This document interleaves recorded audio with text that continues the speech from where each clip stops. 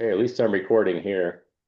So we have Jim Shepard's running the new digital TV breakout tonight for the Ham Radio Night on Monday, July 21st, 2025. Everybody's in here. It's a hot topic, Jim. Take her away. Okay, I'm going to request that everybody mute just so we don't have any side noises coming in and that. Several of you need to mute now.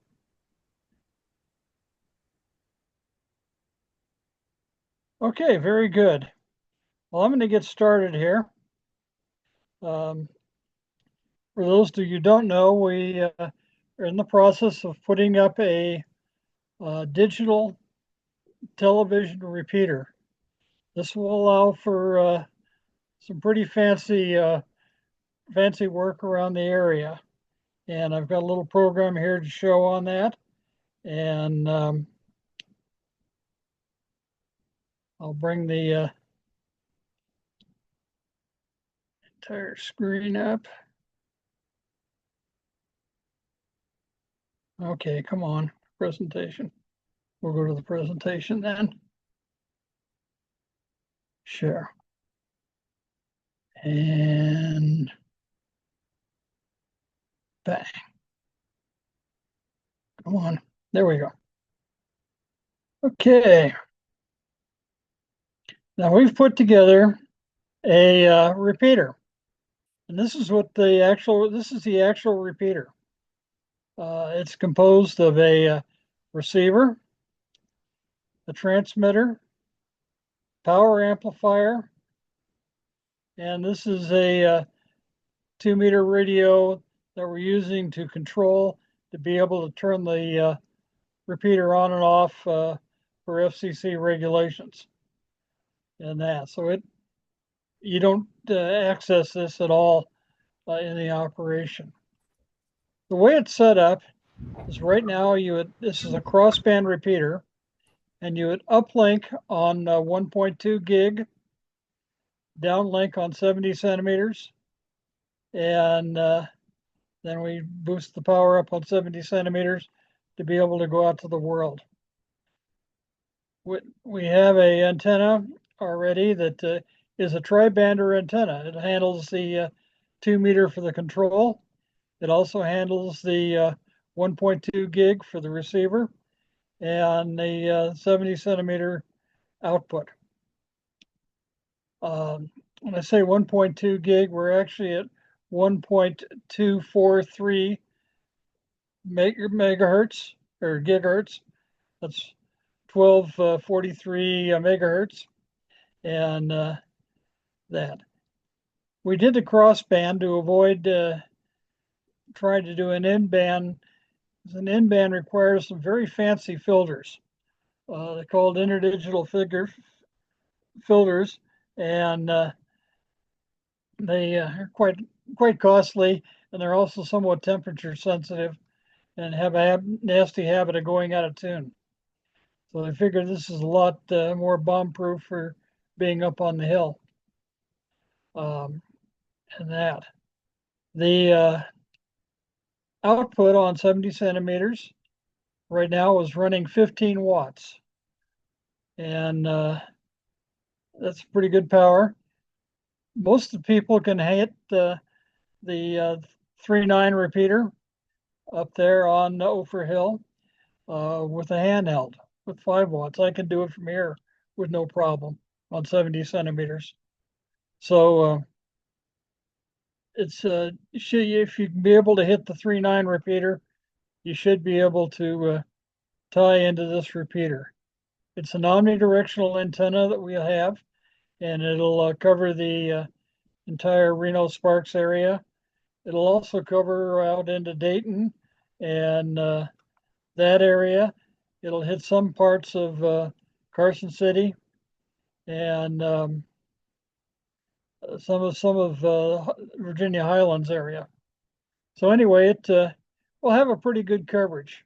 We picked Ophir because it does see all this country, and that's where the primary people are going to be involved in it.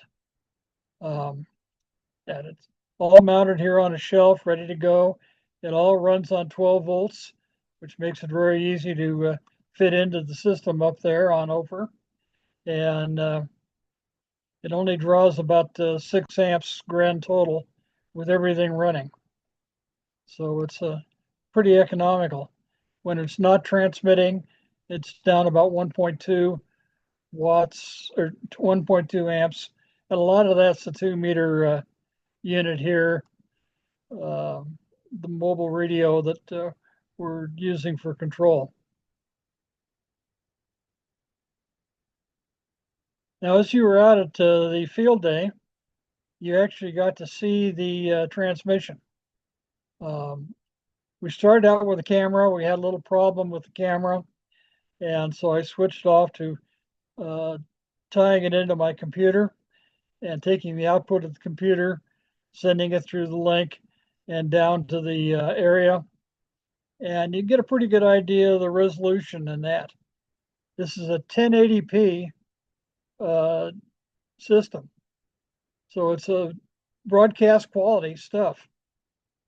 The fuzziness you may be seeing a little bit in here is more a function of my camera skills when I was kind of quickly taking a picture there in front. You can kind of see me there in the reflection, but it's absolutely sharp.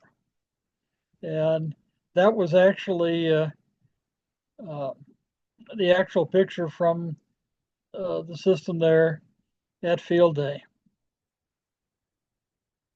I also brought this up to CTAC, or CPAC up there, the big convention in Seaside. And actually, we had the camera on a tripod up here, just out of the picture. And it was putting out 4 milliwatts of power. And here's our receiver. I was using a couple of handheld antennas. It's a dual band, and this was all running on 70 centimeters at that time. They were virtually in line with each other, which is absolutely the worst thing you can do with antennas for getting a good solid path. And yet we had a beautiful, flawless signal. There was a lot of interference going on in there, a lot of LED lights, fluorescent lights, mercury arc lights, people talking on handhelds all over the place. It's on 70 centimeters. And then who knows what some of the other exhibitors were doing.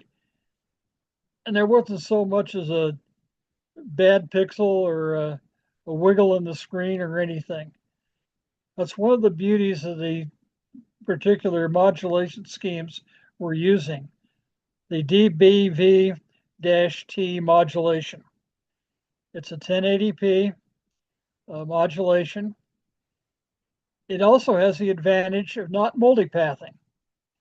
Now, if you ever go up to Ophir and look up to the north, and you're looking at Reno, Sparks, and beyond, you see these 2 big mountain ranges on each side.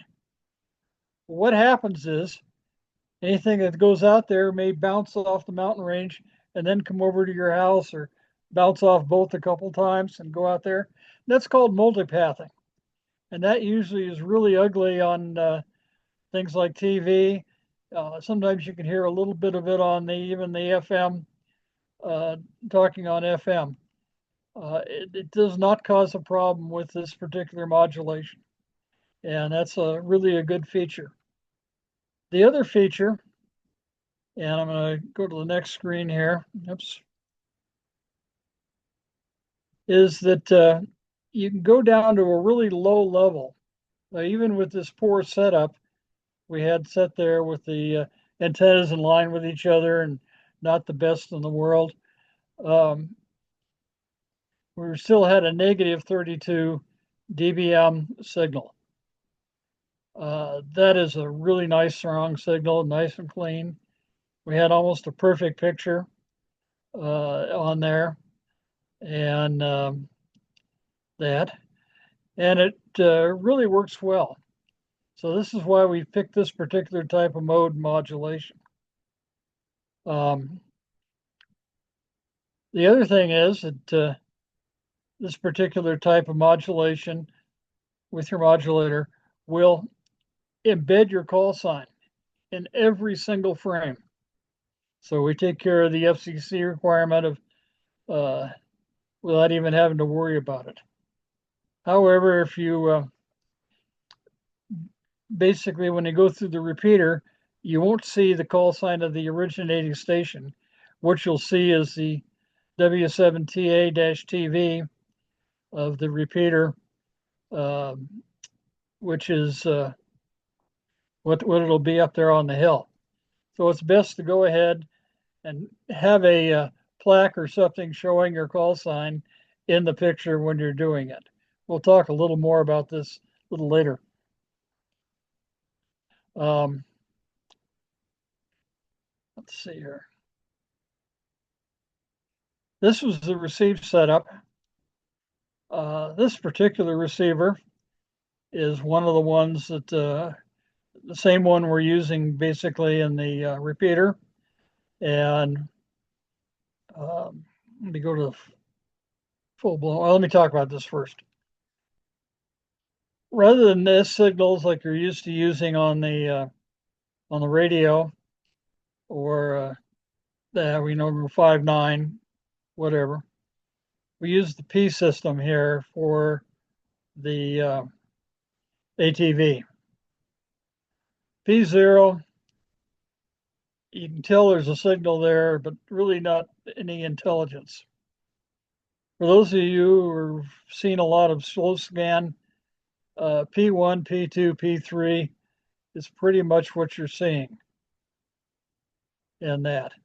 It'll also, the slow scan, you'll be able to see the scan lines going across the screen.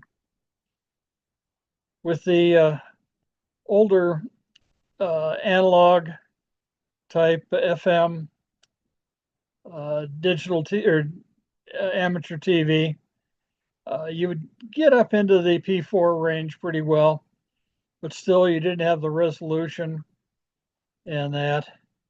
Well, this particular mode, you're either P5 or nothing at all. This picture is actually a little blurry just from because it's been copied out of some other stuff, but it's just when you see it on the screen, these lines are just razor sharp and it just really looks nice. Full broadcast quality. Okay, receivers will need to scan to get all the details set inside them. When you go to your home TV, you get a new one. The first thing you have to do with the new digital TVs is you go into the menu and then you scan for all the frequencies. Well, it's the same thing with doing this. You need to go to your set-top box receiver and you'll scan. You have to put a little bit of preliminary information in, DVB-T, which is your modulation, frequency, and its bandwidth is 6 megahertz. And then you need a valid signal on the air to be able to scan. So initially, before we get a lot of people involved in this, you're gonna have to get a hold of me and I'll be able to fire up a signal and be able to give you a signal so you can actually get your unit on the air and adjusted properly and that. And that's actually pretty easy. By the way, you don't need to copy down any information like URLs or emails and that. I've uploaded already, and let me stop this one, share again, and we'll go to full screen. Oops, that didn't work.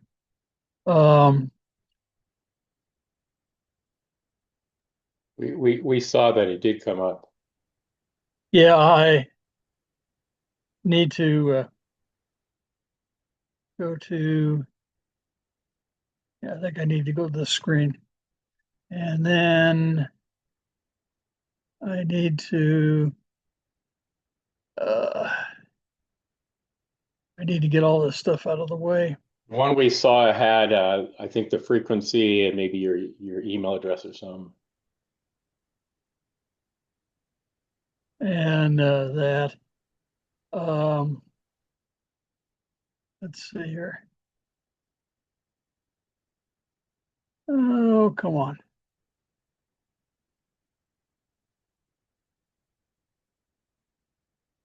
Got one of these bars that's right smack in the middle of everything. Um, Stop share. We'll go back here, start to share screen again. Uh, Downloads, presentation, application. Okay, entire screen. And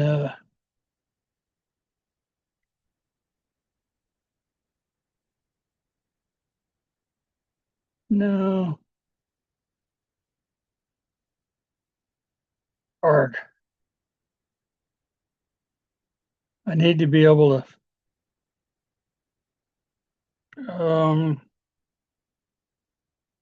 I know where to get it here. I need to view,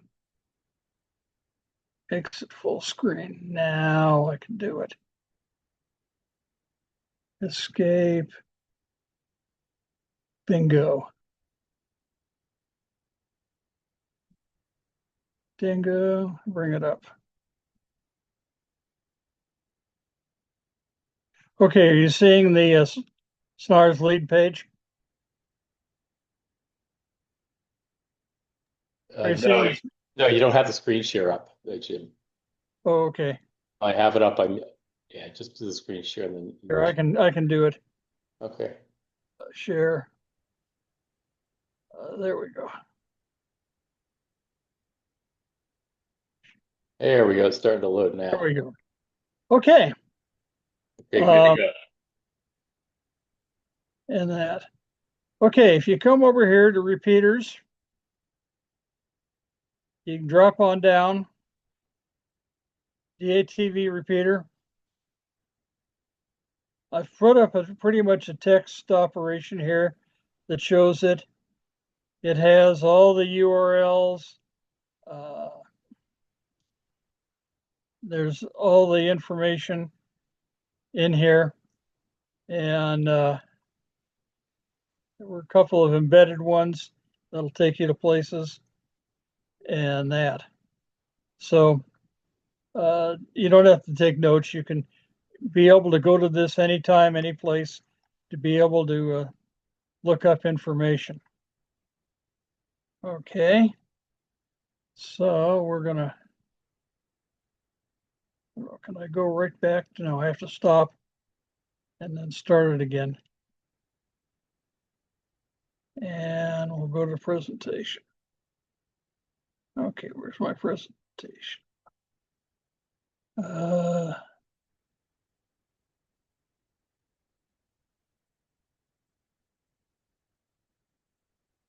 Okay.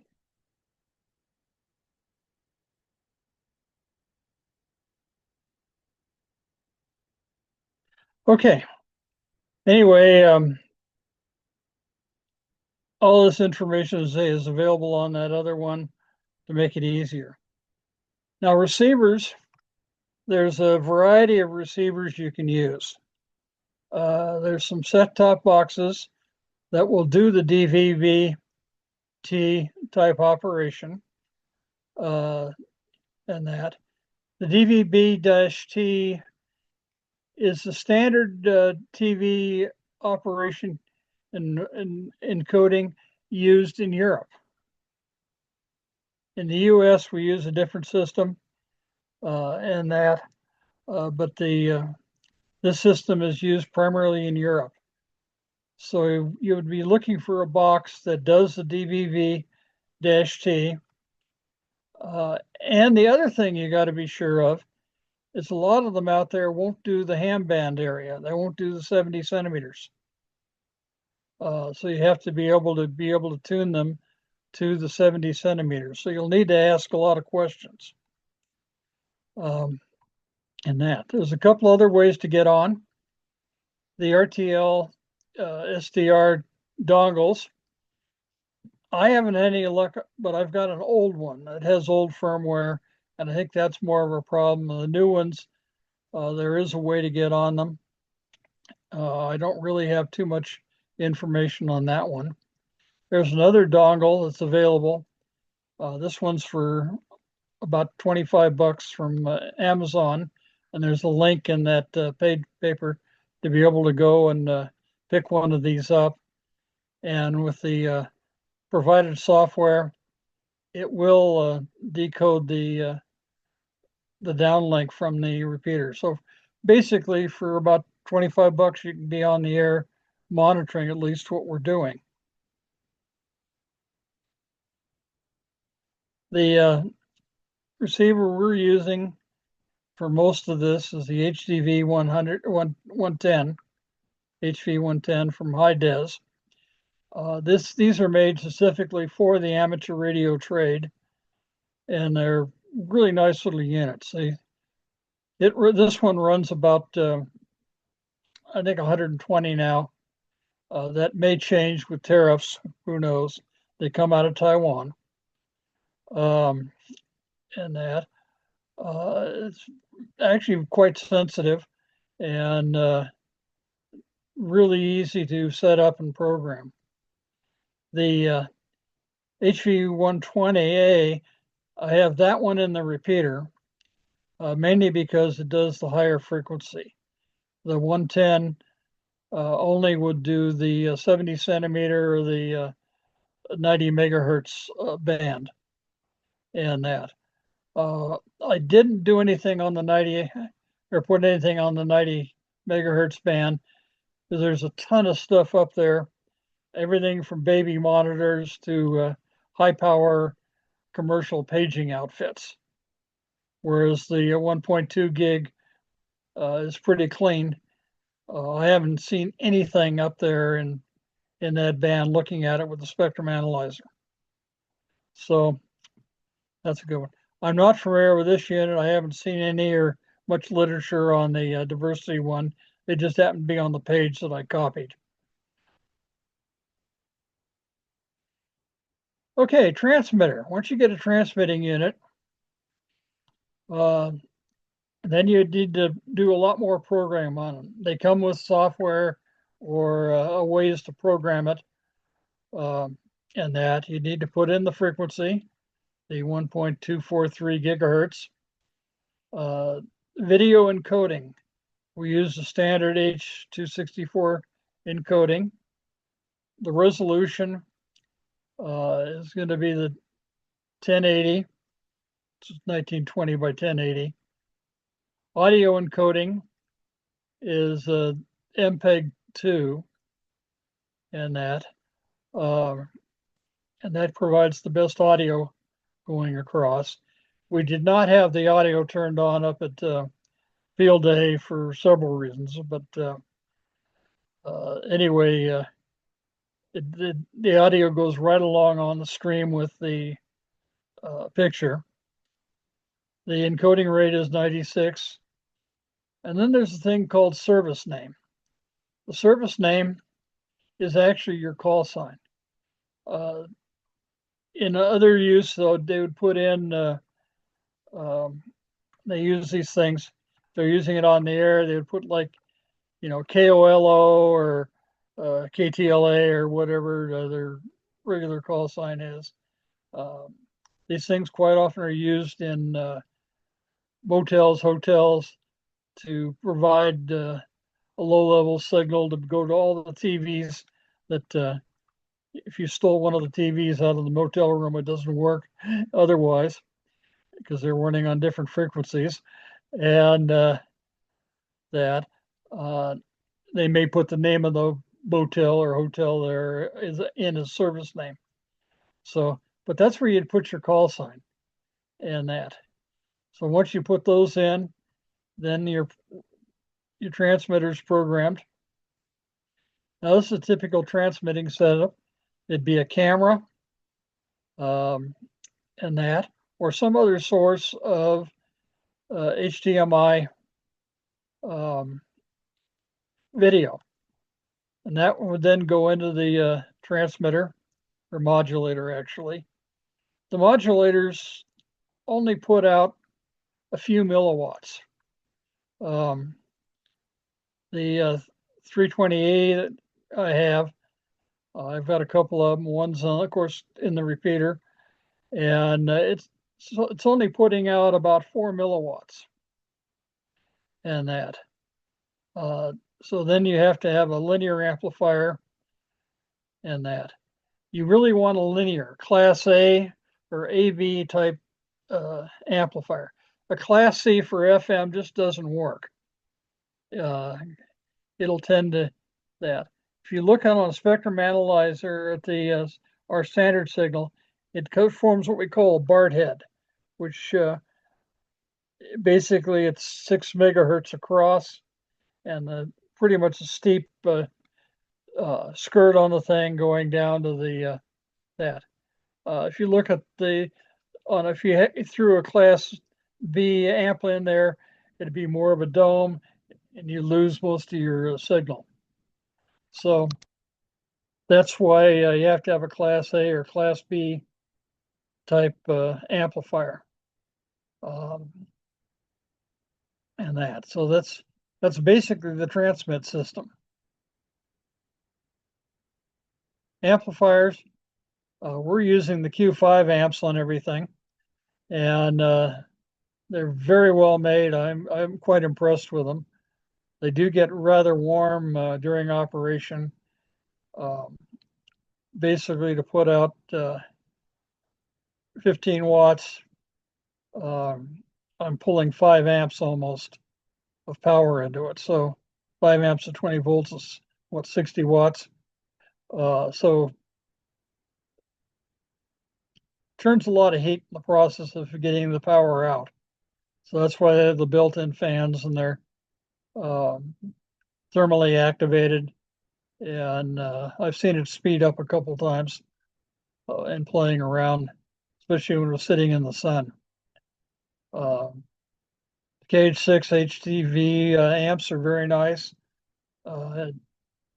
Jim Andrews, who's builds these here in Denver, and they will take a lot less drive to be able to come out, but he only gets those up to about 10 watts, I believe, on this one.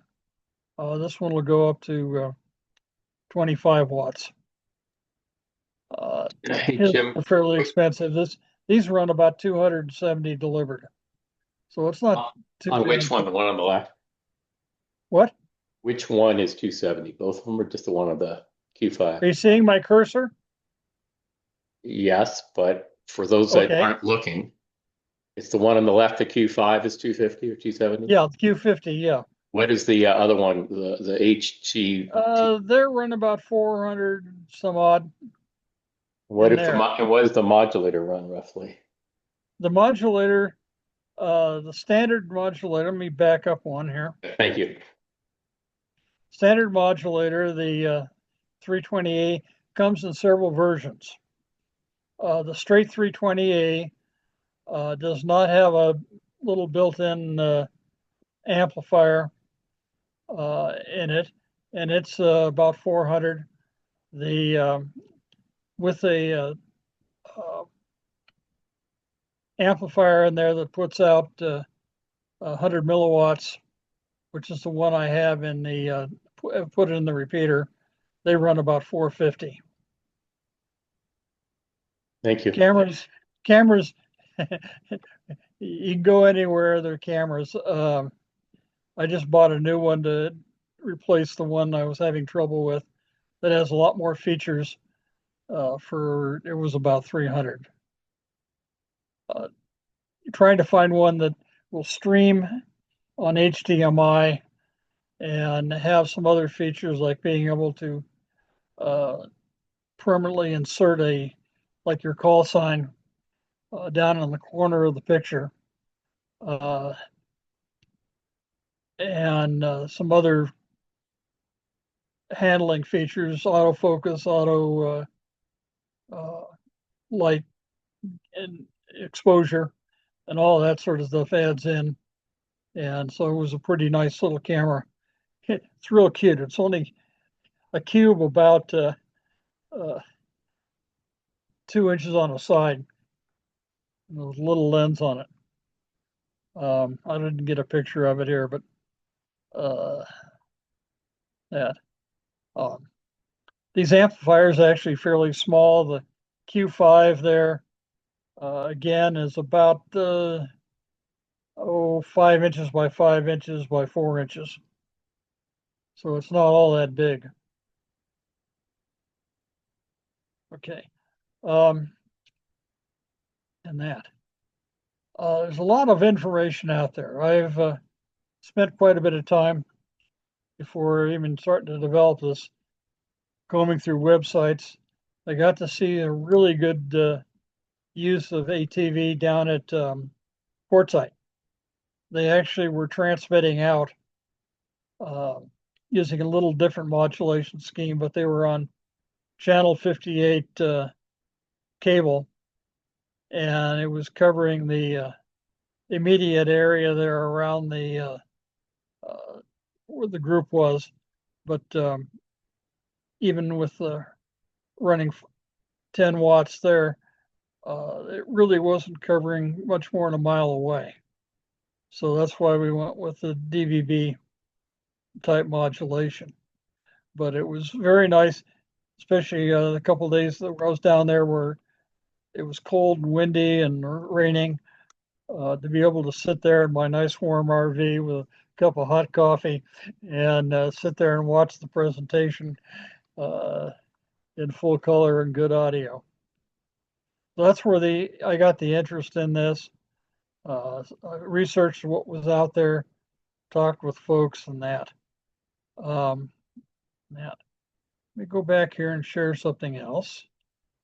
Now I mentioned talking about. Let's see here. Let's go to this one. I think I can do it from there. Yes, that lets me do it.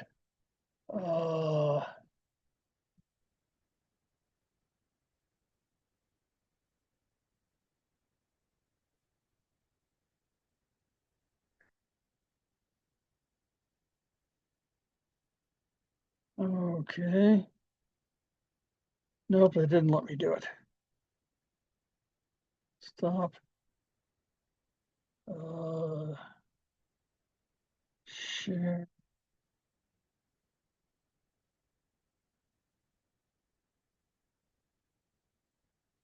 Demos.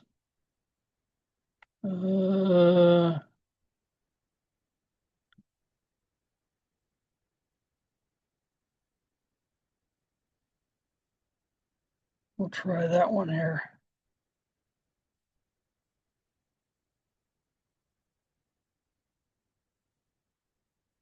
No, that doesn't let me do that one. I'm having trouble here trying to get back to my original main screen. Maybe you do share and then screen or desktop on the top left, Jim, and then you can go anywhere on Zoom. Yeah. Stop share. Share screen. It's either called screen or desktop on the top left usually. It says entire screen. Are you on a single monitor or two monitors? I'm on a single monitor. If you do entire screen, then you can go anywhere you want. Okay. You don't have to go back and forth. It's happy. Now you go to the next whatever one you want, you can jump around. Okay, there we go. I had to shut it down. And I'm gonna shorten that down so I can get down here where I can see what I'm doing. Now we can see everything. Yeah, okay.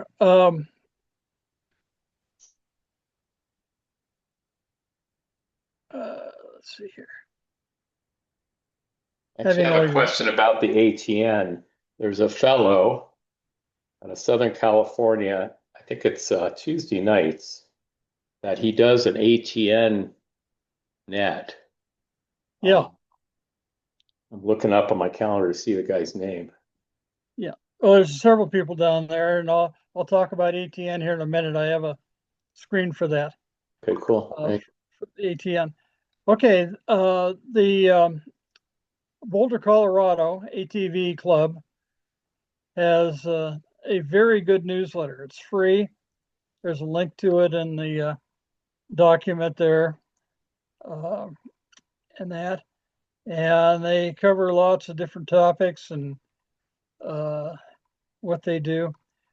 This particular issue for a while back was, I'm going to run down here a little ways, covered this dongle.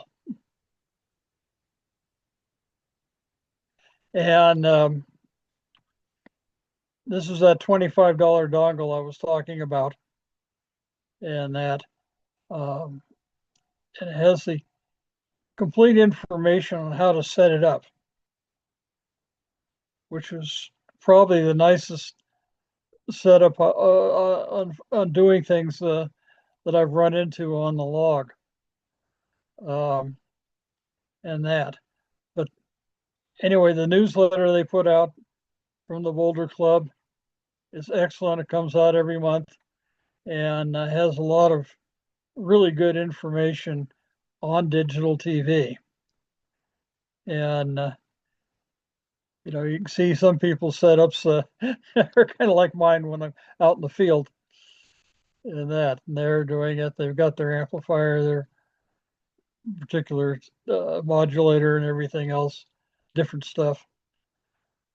And that was running, of course, on 10 gigahertz.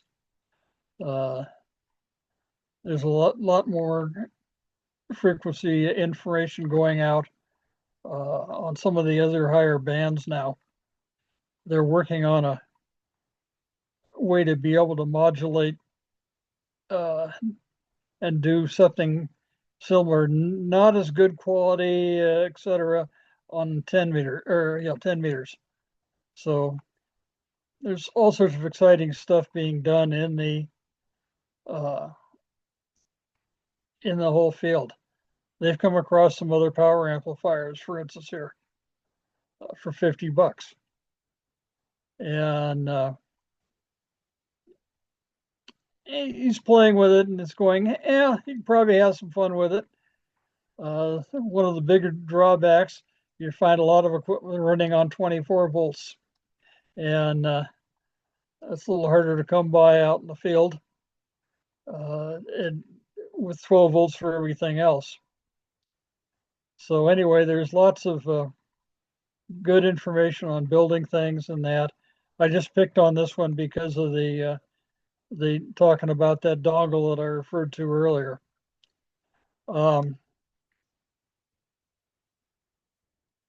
let me pull this down again here so I can be able to see where I'm going.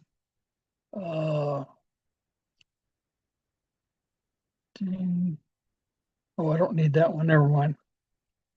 I'll just go ahead and close this. Cancel.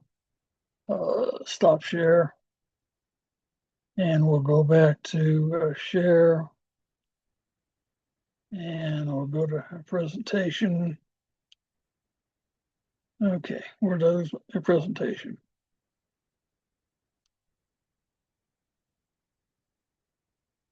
Sure. Okay.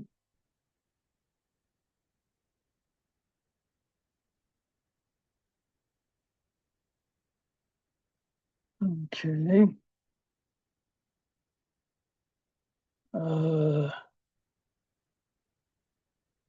There we go. Full screen. Back up. Now, you brought up the ATN, Amateur Television Network. There's a group primarily out of the Southwest that set this up.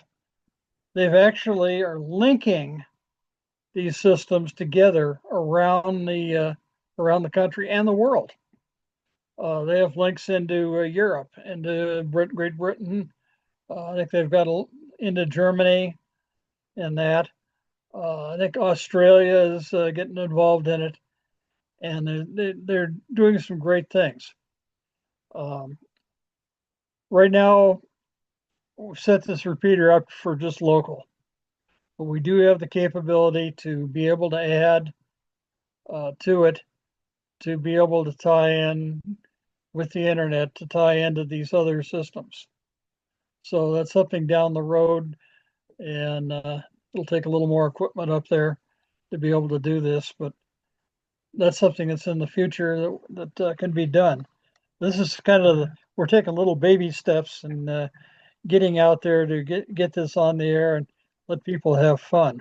That's very cool. I ran into a fellow a couple years ago, Roland, Kilo Charlie 6 Juliet Papa Golf. He helps to run or has a net. I have the URL, which I can get to you, and we can put it on the webpage if you want. He uses whereby.com/ATN1. It's at 7:30 local time on Tuesdays, about a half hour. And they have people come in from different systems and they talk, and it's a net. It's sort of like the internet's the backbone to tie everything, but it's a cool concept. So I'm really happy that you're working on that, Jim. We're getting some ATV up here. Yeah, well, I think it's going to be a lot of fun, and the more people we get interested in it, the better it'll be. Um, Say initially, what I will do is I'll set a time each week, perhaps, that I will hop on there initially and run a program or something. I've invested in some other video switching gear for here where I can switch between the camera, switch between my laptop, and be able to pull stuff down off the air, uh, like Netflix, or not Netflix, but YouTube stuff on that, or be able to tie into the ATN network and bring across something from that's going on elsewhere. I have an FCC question. I know that on the air, normal audio, you can't play music. I think the one exception to the FCC rules is if you're talking to the space station. So Right. what happens with ATV, Jim, when somebody's showing something and there's some music or something? Is that legal? Okay. No. I one of the things I have is a audio injector that'll be about the last stage before it goes to the radio, and I can push a button, and which will mute the audio coming off whatever I'm showing, and put my voice on instead. I see. And that I will obviously be looking for stuff that does not have music associated with it, and that music and uh, inappropriate pictures, etc. Are the main reason why that 2 meter uh, 2 meter radio with the cutout is on there so that we can turn it off and that. So yeah, it's something that you're going to have to pay attention to is background music is not allowed. Obviously, uh, watch your speech and that, uh, and appropriate pictures, etc., and that. So that's something that has to be watched and that. Um, Thanks for that. Appreciate it. and as we get more people involved in this, I will have more control operators available to monitor and do that, um, so that we can avoid a problem. But it's just we need to respect the unit. Uh, and that. But anyway, that's the basics. I'm going to go ahead now and open it up for questions. And I've probably gone over the top on a few people, but uh, basically, if you have a question, unmute yourself and ask it.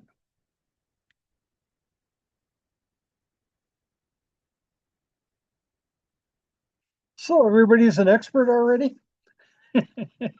Great. I do have a question, overall pricing. Sounds like on the receive side, you can do it for, under 50 bucks, let's just say, so maybe even 25. Very expensive on the receive side, right?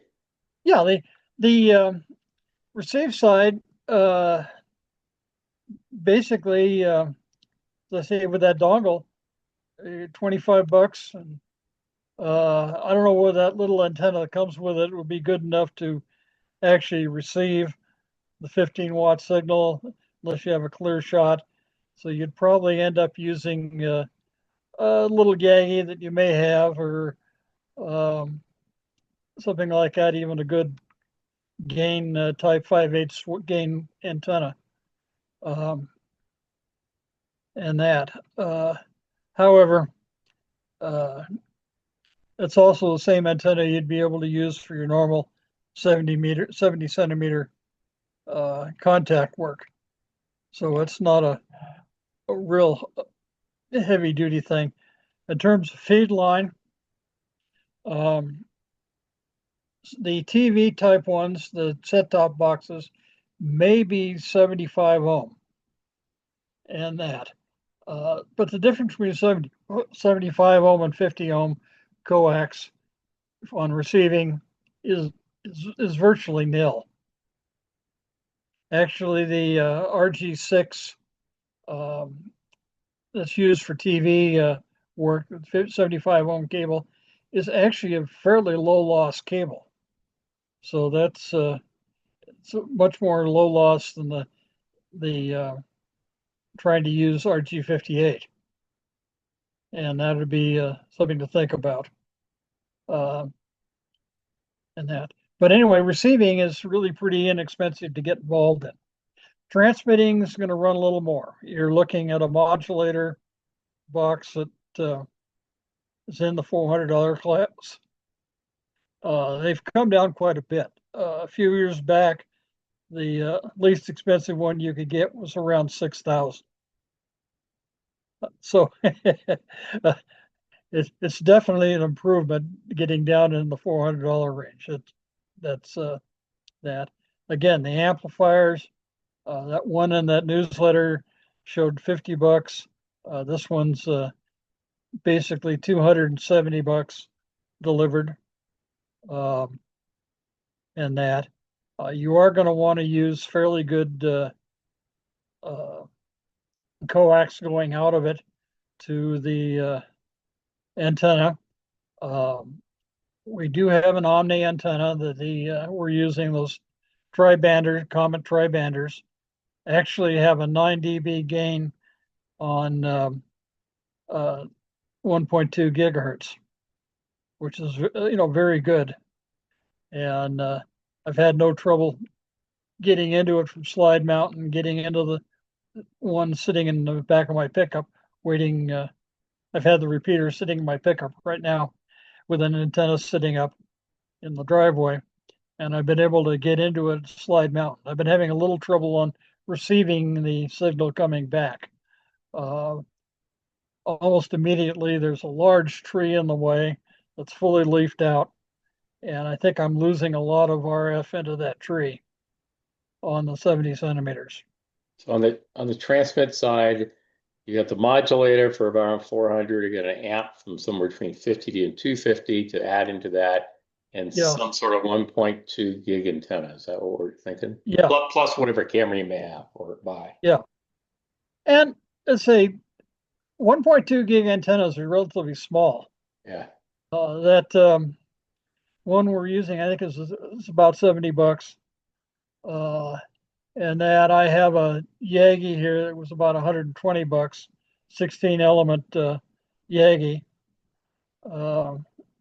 and it 16 to 17 dB gain, and that. And of course, being on 1.2 gig, it's usable for 1.2 gig, the rest of the ham band on there.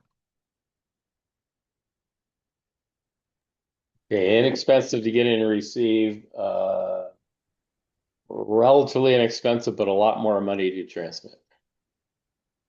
Yeah, the basically the repeater, what you can't see back here is a triplexer that's combining these, combining the receiver, the transmitter, and the 2 meter rig.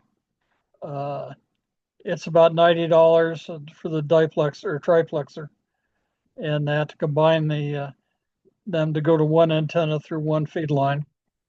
The basically the whole repeater with antenna was about $1,400, about half the cost of our new repeaters on our SNARS system. And actually, One question I have, and hopefully other people will ask some questions. What you said 440 down or 4 something down, 1.2 up. What's the 2 meter repeater radio for? that is for the control.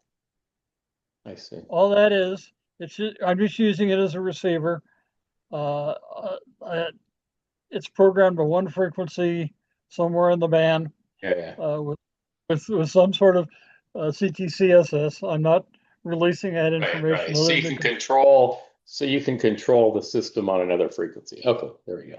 So I control the frequency on another frequency and be able to say shut it down if need be. Yeah. In the future, I'm only using one right now, but I have 3 other units available to be able to do things like switch to an additional feed or switch feeds to pull off the internet or things like that. So there's some other capability capable with the system for control operators. Tim, question for you, Okay, Richard. Richard. I'm curious as to what class amateur radio operators can be involved in this.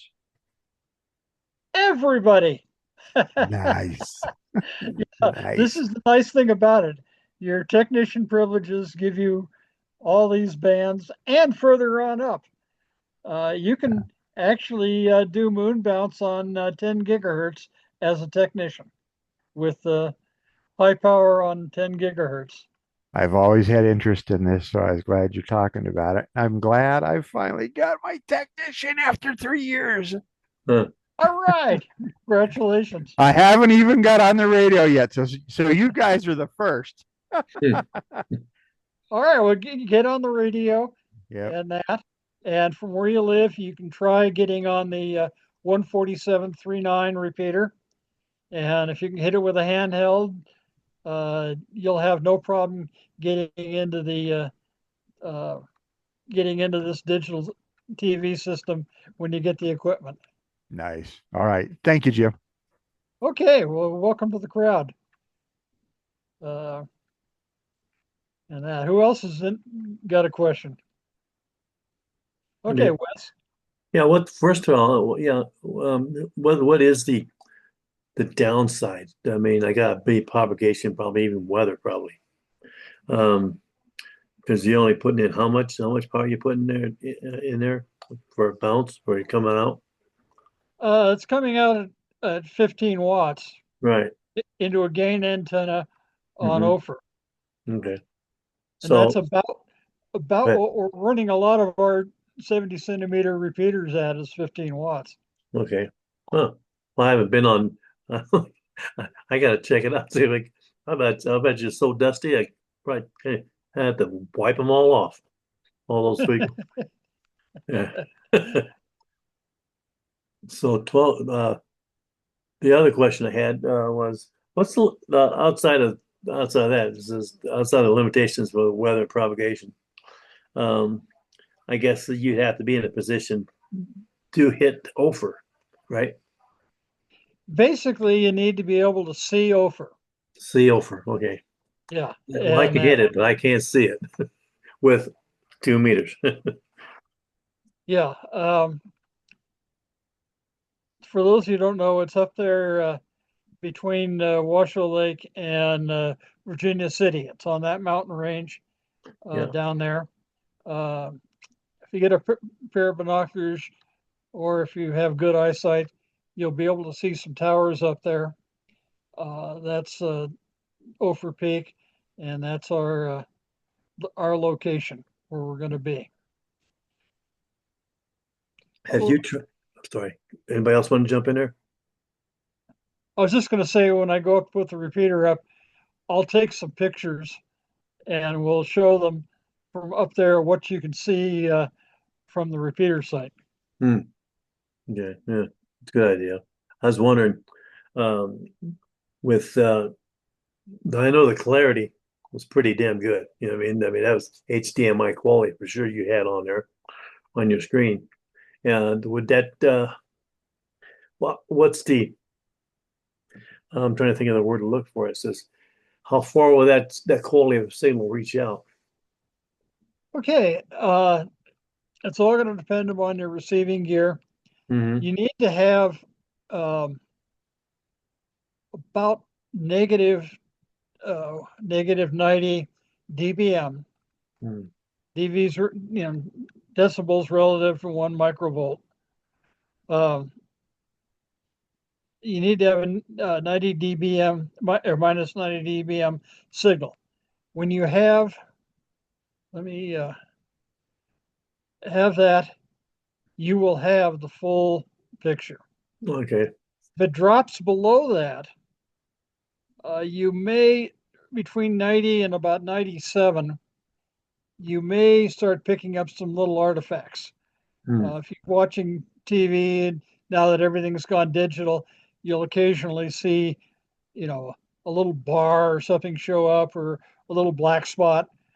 It'll stop motion or get jerky. Yeah, a little pixelation there. Little pixelation, right? Yeah. That's what will happen in that range. But if you're receiving it at neg 90 or plus, and neg 90 is about where you start getting scratchy audio on handhelds on our 2 meter and 70 centimeter systems. Hmm. So, Yeah. if you're having a solid signal on those frequencies, uh, it's no problem. Say below 90 or above 90, actually, uh, you'll have just an absolutely solid, clean picture. There's no degradation. You won't see snow or looking like P1, P2 Hmm. type stuff. It'll either be there and sharp or nothing. How would you you got how many people can get on at one time? Okay, listening, everybody. It can only be one person transmitting at a time. Round table. And one of the things that I'm going to recommend when we get going here initially is that we backhaul audio and use the 3.9 repeater up there, Hmm. which is a good one. And it doesn't go out all over the world like our regular big network does. But use 3.9 to do the audio uh, back and forth between people. So say, I'm running a program and they say, hey, I want to show a quip. I go, okay. And I would turn my transmitter off. Screen would go freeze hard and that because it usually remembers the last Hmm. picture. Right. And then you'd key up and boom, your picture would show up and and you'd continue on at that point. So that's how it would work in terms of having a round table or a net or whatever, is that the net control would stop and then the next person could start talking or start being on video. Oh, pretty good. So, actually, from knowing it from yesteryears, I mean, it's improved in quality for sure. You know, I mean, for what you can do with it, but the procedure is still kind of slow compared to regular TV. You know what I'm saying? Put a switch over. The switchover is going to be slow, yes, Yeah. a little slower. However, uh, you got a full range of motion. No, well, that's true. We're running Absolutely. a 1080p 60, Instead of going on. 60 frames a second. So Yeah. yeah, you're not going to get Yeah. stop motion going across. Right. Exactly. Yeah. Yeah. Yeah. Pretty interesting. Yeah. So when are they going to put it up on the hill? I'm doing some final testing on it right now, and that they've had my road closed up there going up to where I've been testing it off the Slide Mountain back to Huh. the house. Oh, wow. It's easier to go to Slide Mountain quickly than it is to go up to Ophir Peak and put it up there and work from the house there. And that, as I say, I've been running into a problem with the tree absorbing my 70 centimeter signal.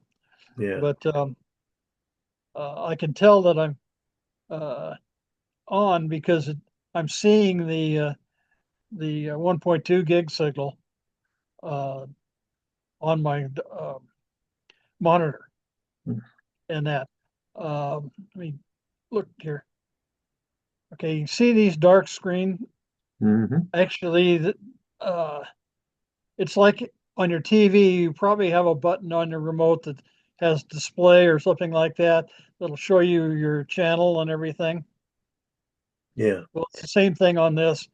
It's showing that this is talking to the W6US-23 transmitter and gives me my frequency information, i.e. the channel, and also tells me how good a signal and how strong the RF is coming in. So Hmm. yeah, you should be able to tell that information. Right on. Right on. And also you can monitor yourself. Now there's a little bit of a time delay. There's a Okay. lot of processing going on Yeah. and that. So yeah, you're gonna say something and then you'll hear yourself again. Gotcha. Uh, so you want to turn your audio down so you don't get a long echo type thing Right. Yeah. Yeah. and that. Uh, but yeah, you will see the time delay. Uh, I mean, we were seeing it here when we were doing the pictures Gotcha. and sitting up there in the conference. You know, people would wave and then you'd see them wave back there on the screen a second or so later, or half a second. Right. Yeah. And that. But yeah, No, I can't wait to be at someone's because I mean I got too many trees that's going to absorb all kinds of signal where I live. So and like I said, the only way I can't let me say I can get 2 meters over, but I can't get for the 70 centimeter. Yeah, you're a bit in a hole, relatively Yeah. speaking. Yeah. yep, yeah. We looked at where we could put this to be able to hit the most people and the best, and that was the Over. easiest spot to hit the most people. Yeah. Well, that's what it's all about. I like it. I I like just it. Go ahead, Wes. I was just gonna say, let's come over to someone else's house and play with it. Yeah, yeah. I just say a quick application. In the Bay Area at Mount Diablo Amateur Radio Club, I don't know if they still have it, but they used to have, and maybe they still do, an ATV station up on a hill, a repeater. One of the fellows has since been a silent key, Dan, I can't think of his call, he used to say, uh, if you're not on an ATV, you just don't get the picture, which is a funny little slogan. At any rate, I helped do these events, Outfest swims, where to get about 15 hams on different boats and use all audio, right? for years. And one year, Dan, when he was alive, he came out on one of the boats and they did ATV live on one of the boats on the swim. It was just the coolest thing because instead of just talking, you could actually see what was going on. Somewhere there might be a recording of it. So I think as we start to use and get into this, I think we're going to have a list, like you said, a lot of fun, Jim, and some really cool applications. Now, glad you brought that up. Basically, that's all you need to transmit. Huh. These all run on 12 volts. Well, maybe the camera may not, but you may have to have a 12 to 5 volt adapter for your camera. But that's all you need. And you can put a 20 ampere hour deep cycle lithium iron phosphate battery in your backpack, and these units in your backpack, an antenna coming off the top of the backpack, and you can walk along the parade route. We're there in South Reno, for a parade or an event. You could do this at the finish line of one of the bike races that we do things. Yeah, that'd be cool. Lots of applications. This can be taken in the field really easily, and that. And I'm assuming you don't have to have a receiver right there to see it. You could transmit on, is this correct? You could transmit on video and you can listen back on the 3.9. Hey, do you see the signal? Yes, we do. Yes, Very cool. and that. And in that case, if you're just sending video, you wouldn't put a mic with this to that way you avoid any background music, when somebody walks by with their boombox. And that, and you could just provide the audio that way. And that adds a whole new capability. I think the Aries folks are going to, when they see this in operation, we play it for them. They may get real interested real fast. Yeah, They were looking at doing something a few years back, but it just didn't work out. I think they're going to find the higher quality. The Boulder group, Boulder, Colorado group, does a lot of work. In fact, they actually got involved with the SWAT team there in Boulder.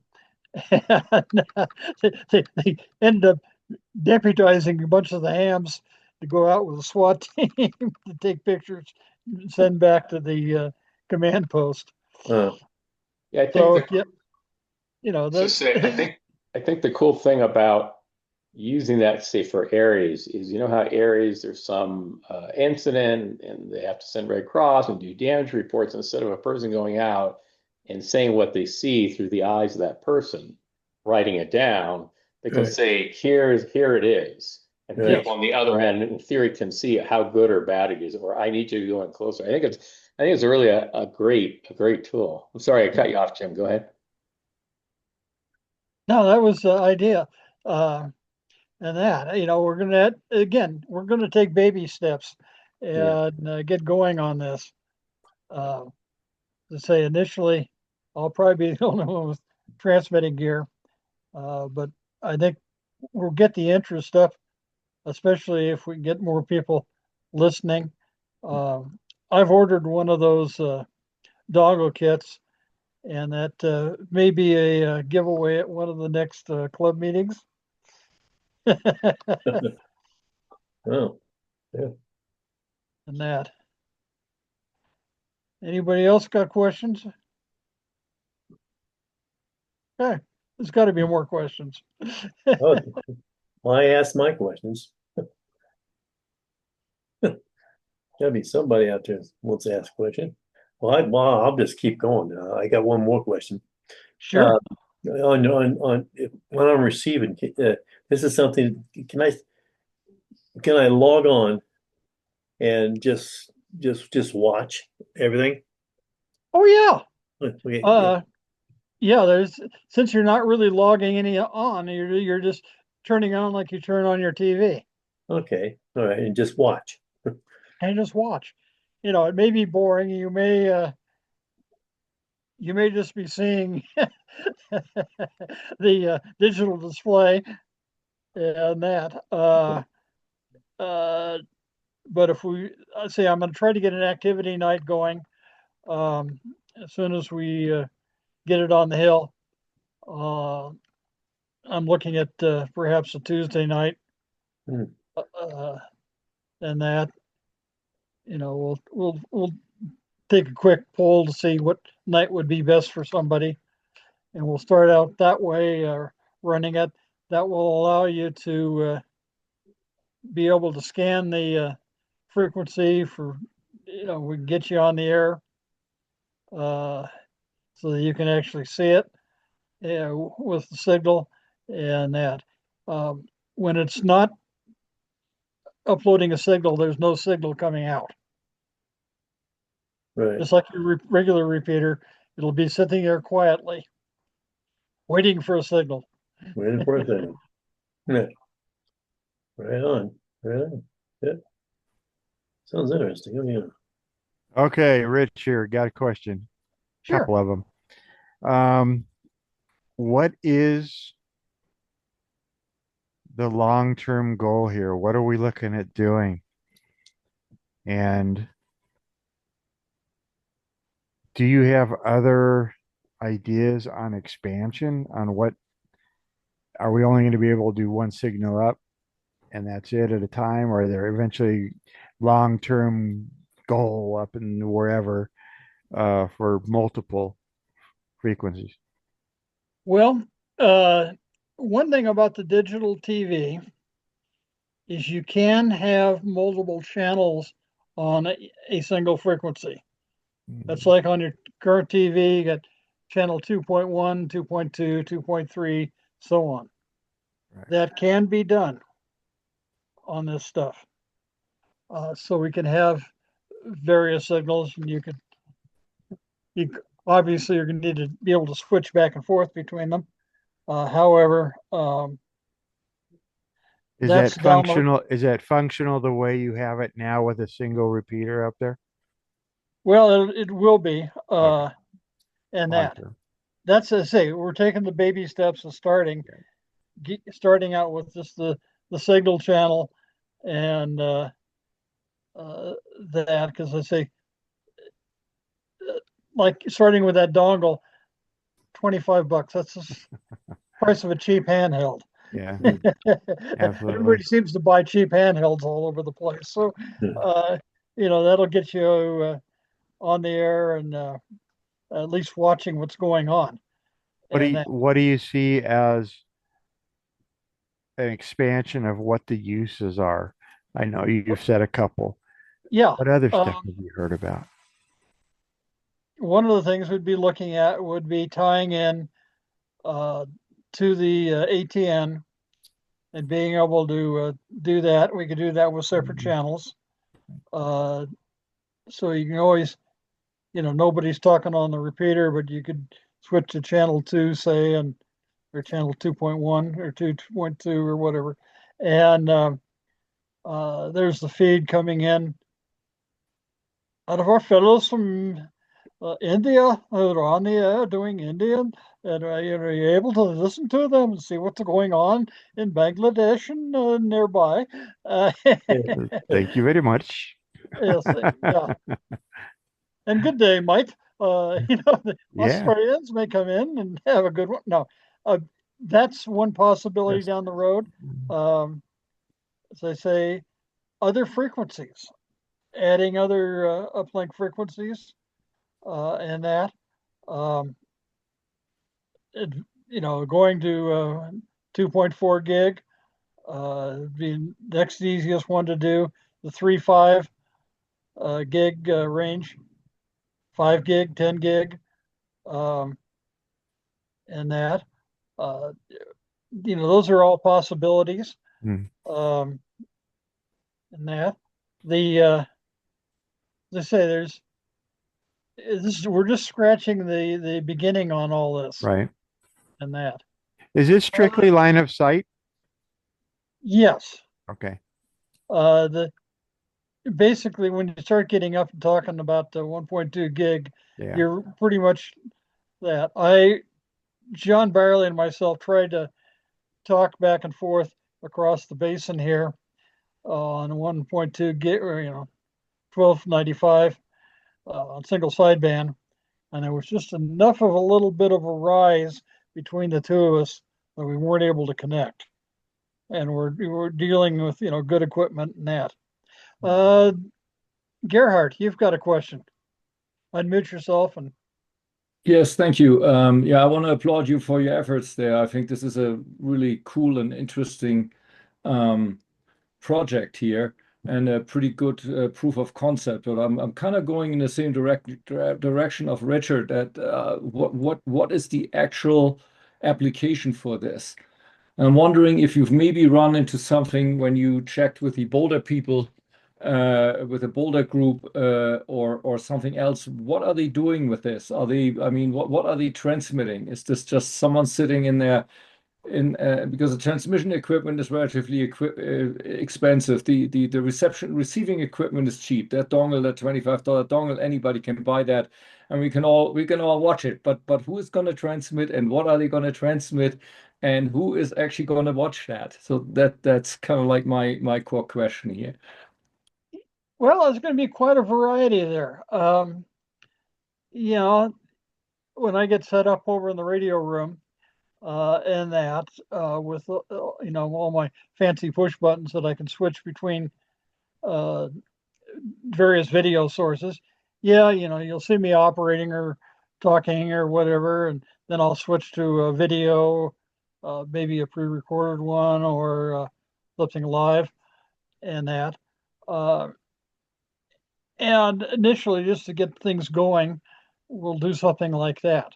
Now, um, if we start expanding out, uh, probably a few of us will end up with some reasonably portable gear, and we can go ahead and help out with like the races and things like that, or special events, and uh, be able to broadcast that.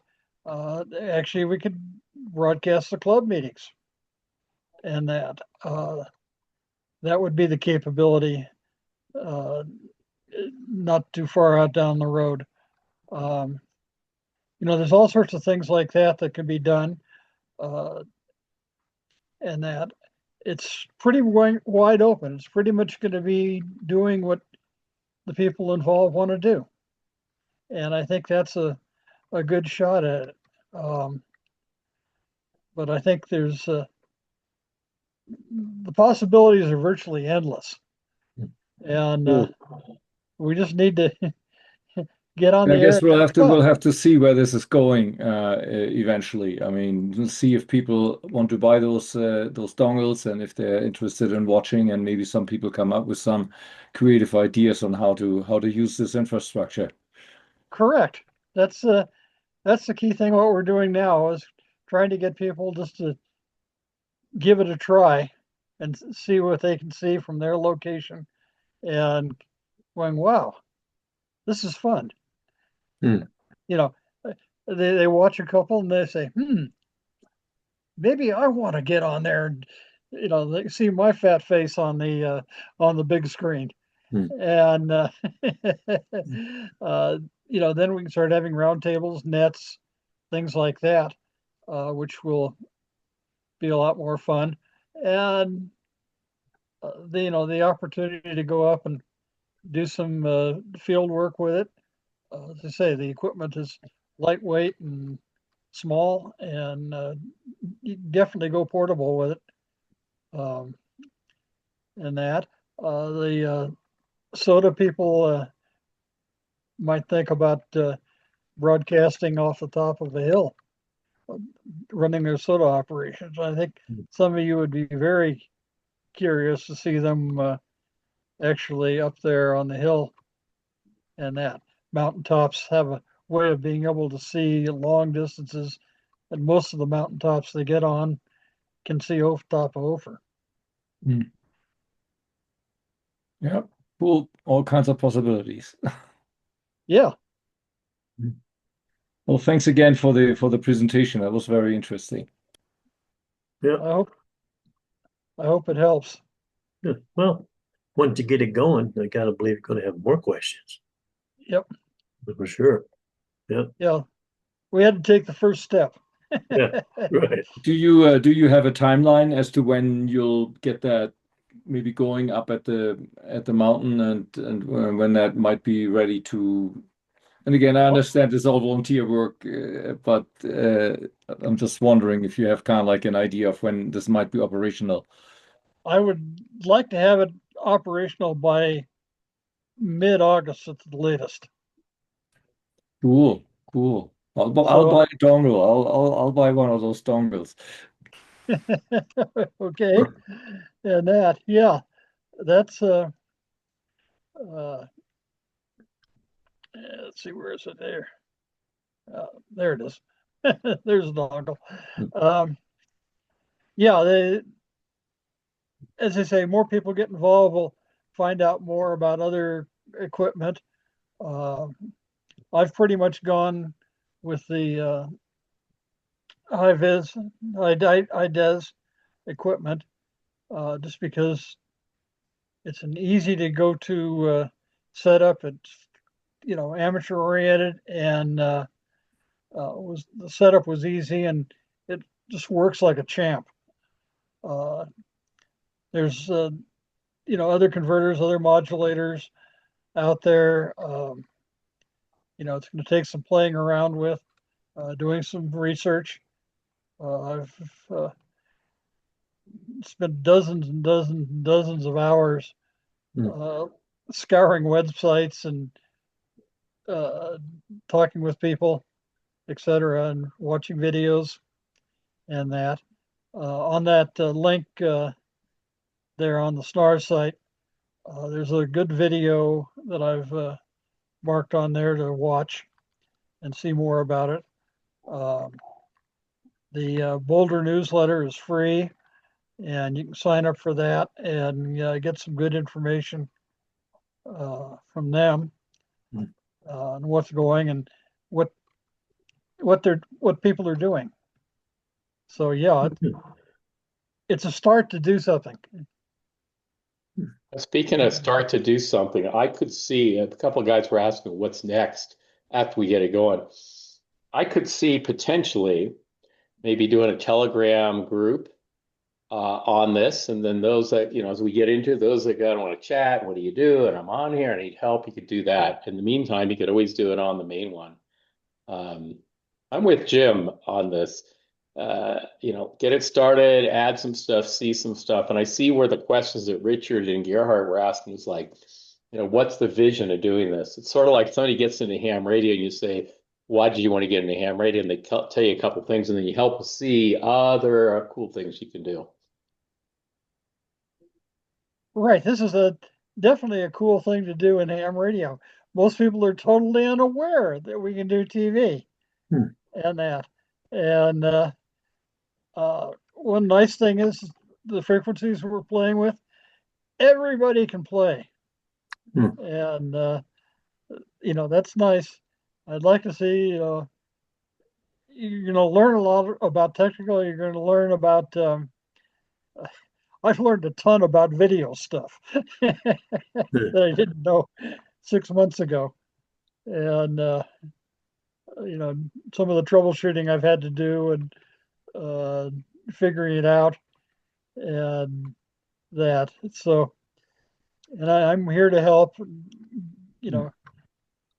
I found out that on the HDMI cables, you pretty much got everything turned off, plug them together, then turn everything on, and then they'll handshake and talk to each other nicely. You just try to hot plug on HDMI cables. Sometimes it works, sometimes it doesn't. There's a little takeaway even you can use tomorrow, hooking your TV and home entertainment center together. Yeah. Before we wrap up, Jim, can you go back and show the website and show people where the repeaters and the ATV, the DATV Okay. piece is? on the main website. Thank you so much. Oh, sure. Very fascinating. And very timely that everybody came into this one room tonight. Nobody wanted to go anywhere else. So it was great. We had about 13 people on altogether.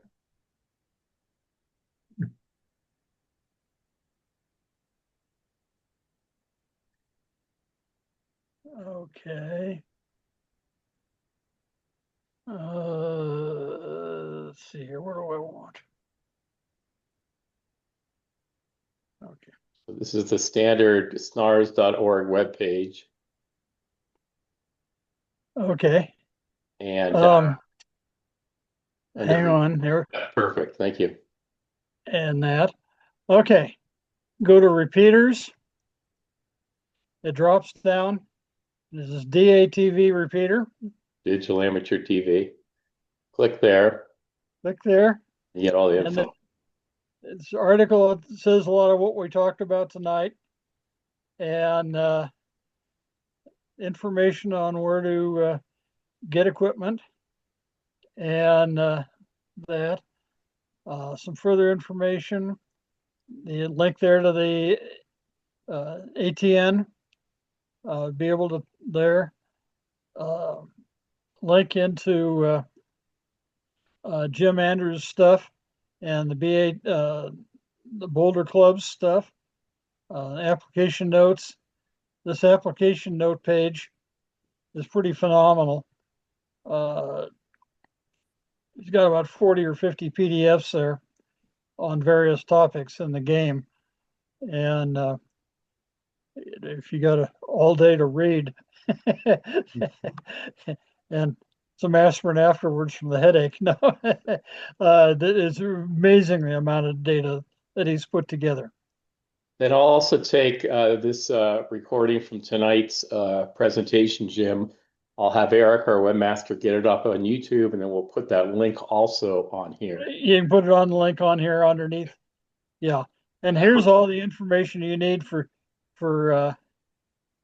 setting up your transmitter and receiver. Good.